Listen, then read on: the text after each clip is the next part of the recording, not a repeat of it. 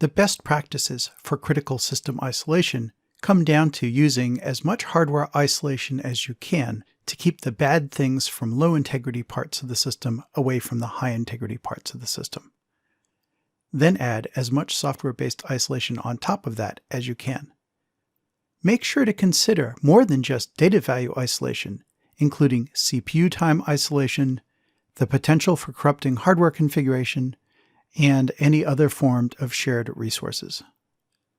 Isolation applies to any system that has more than one SIL of functionality and is especially crucial for separating non-life critical integrity levels from life critical integrity levels. Two common pitfalls include, first, using a multi-core CPU and assuming that pinning tasks to processor cores will give you isolation. That's not nearly enough for safety-critical systems. The other pitfall is for systems built to IEC 6730, which is a consumer appliance safety standard. That standard permits arguing non-interference for low-SIL software.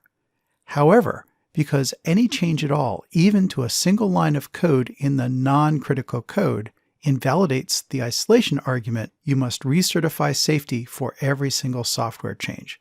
That ends up being a significant burden over the product lifecycle.